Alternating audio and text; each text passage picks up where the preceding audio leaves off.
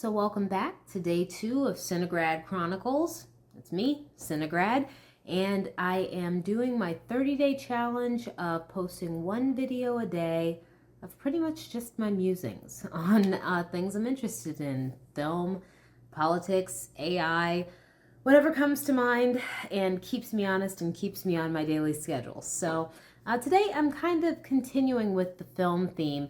Yesterday I talked about a film that changed me, made me switch majors in college and start off on what I thought was going to be a film career path.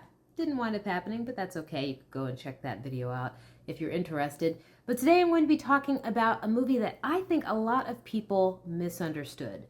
So you could probably guess by the thumbnail, if you're a movie buff, that I am talking about The Matrix, the sci-fi classic from 1999 with Keanu Reeves. And by now, I don't think I'm doing any spoilers. I think most people have probably seen it if they're interested, and if not, you should check it out. It's a very good movie. But basically, I think that at the time, a lot of people just took it as this cool, glossy sci-fi special effects extravaganza, and don't get me wrong, it was definitely that. I was fresh off of film school when it came out, and so I was all aghast and agog at the effects and the things that were going on in the film, but I was also primed and ready to do all sorts of deconstructing and reading of films, as we used to do back in film school. And so, yes, the effects were fun, all the bullet, slow-mo, dodging things. That was a good time, but there were definitely larger themes at play. There were definitely larger issues, subtexts going on. Yeah, there were lots of themes going on in The Matrix, but I think at its core, The Matrix was a film about choice. The choice to take the blue pill or the red pill that was offered to the main character, Neo.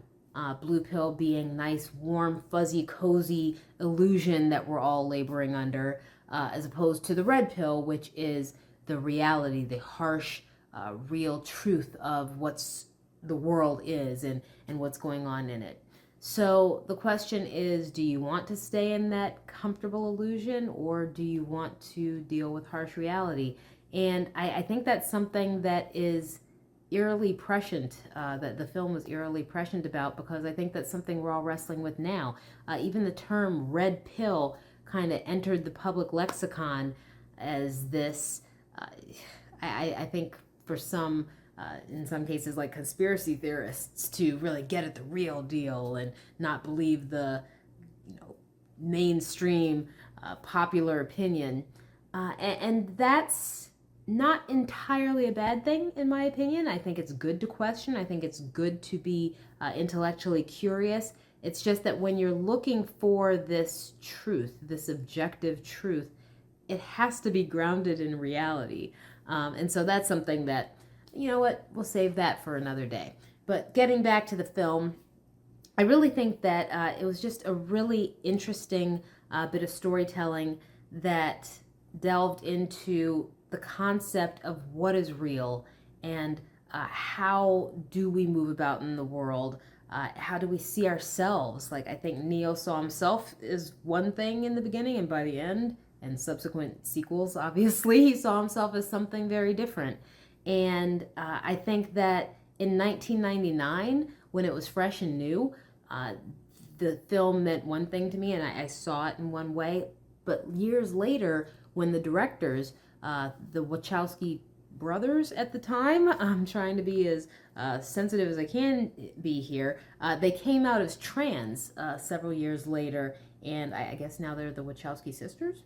But whatever the case, that actually lent a whole new dimension to the film, because again, and they talked about this in interviews since, just the concept of trying to learn more about yourself, trying to really get at the heart of who you are, what you're about, and live that in the world, be that best version of yourself in the world. So anyway, I think, yes, The Matrix, super cool, high effects, the kung fu training, the bullet dodging, all of those things are really great, but there's definitely more subtext. And I mentioned yesterday that I don't really watch movies over and over again a whole lot just because I want to see so many films.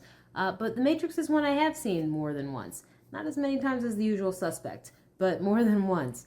And I think I might see it again, actually, because I think, especially given the context of the world 25 years later, 25 years, it's just really a good time to maybe revisit those themes, and think about it, and think about how, yeah, like what it has to say about our time, and what I could take from it now in this space so many years later.